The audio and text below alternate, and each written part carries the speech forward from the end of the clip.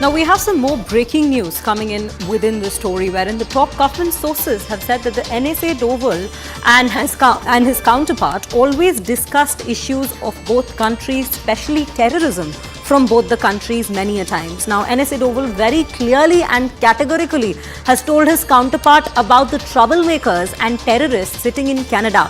Doval also shared the intelligence and intercepts time to time, including locations of such people. On the other hand, his counterpart also raised issues of the Indian involvement, on which Doval very clearly asked him for the evidence and the FIRs. Now, Canadian NSA always promised but never came back with any evidence on the claims and blames, and India is ready to investigate this matter deeply if credible inputs are given. So, this is the particular information we are getting right now, and we have Abhishek Jha joining us on the broadcast. Abhishek, a very good morning to you.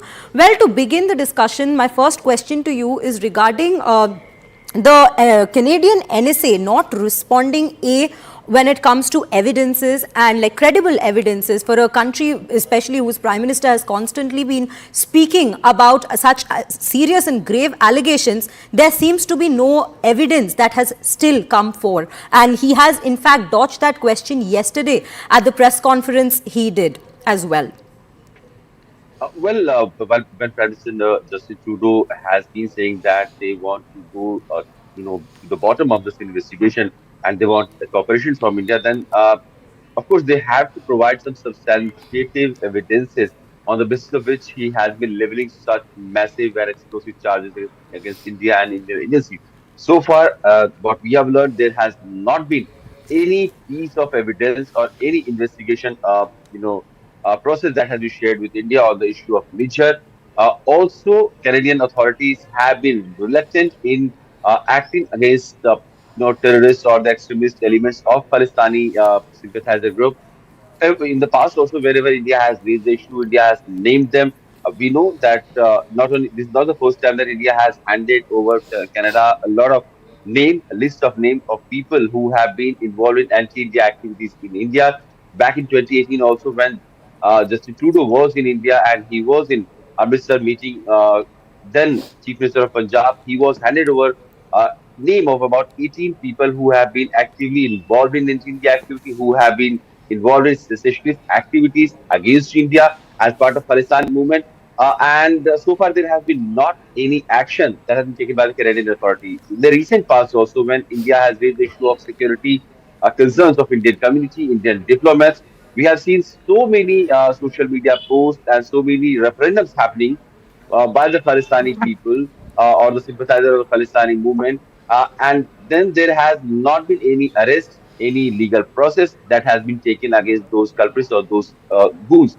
So clearly, Canada Prime Minister has been alleging the charges he has put against India, but he has not been able to come out in public with some credible evidence that he has been talking about. And this is where the problem is, because if he says the investigation should go on and we should go to the bottom of the investigation, he has to share those evidences with India first.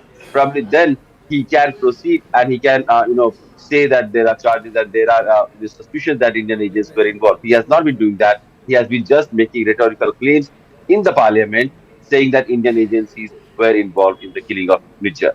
Right, Abhishek. Abhishek, do stay with us. Right now, we will take a deeper dive for our audience as to the missteps that have been taken by Prime Minister Trudeau. And what we have here is a discussion regarding what exactly were the missteps taken by the Prime Minister himself. So this is a diplomatic face-off that is being going on. Now, the first misstep was that Trudeau, given all due protocols in India, this is information that we are getting from our top government sources.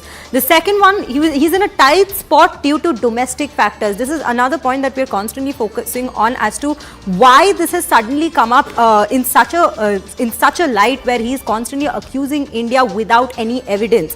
Now, toward K narrative of being insulted insulted in India. This is the third point that we have here when we speak of the diplomatic face-off. And he's been offered best services by India, but Canadians refuse. This is the kind of situation we are relating it to the situation he's facing back at home. Now, projected as a failed leader on return home. This is with regards to the G20 meeting where the Canadian Prime Minister had come to India, and once he returned, he was being projected as a failed leader. Remember, he was stuck in India for an extra day because of some issue. There was a technical snag in the particular airplane that he was availing. But right now, we again have Abhishek back with us in the conversation. Abhishek, one question that comes to the fore is the fact that Trudeau might be might be in a tough spot under pressure back at home. But if that is the case indeed, isn't that making a mockery of himself on a global platform, bringing such issues to the fore without credible evidences, also without taking any action on all the information that is being put across to their side by the Indian government as well?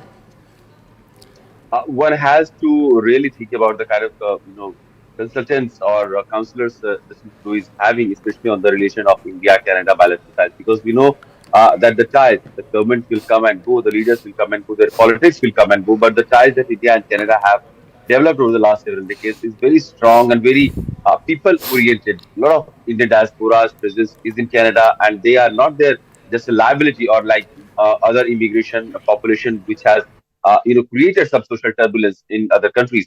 But the Indian diaspora in Canada, they have been really contributing them the Canadian society socially, economically, politically.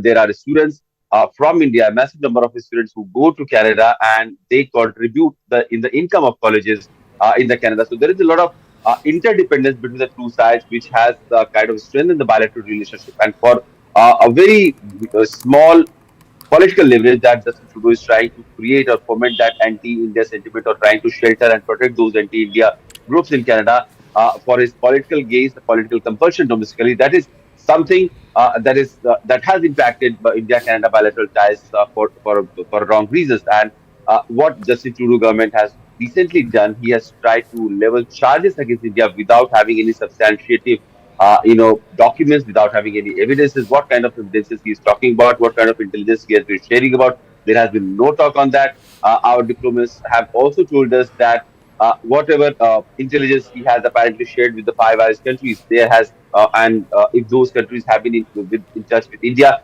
they have never talked about any evidences that has been supplied to India, that has been given to India. So, on what basis India can actually assess the situation or the allegation that the Trudeau government is making? It is just an allegation into the air with no, no standing on the ground, and probably that is one of the reasons why Indian action or the reciprocation against India diplomatically has been very, very fast and very aggressive.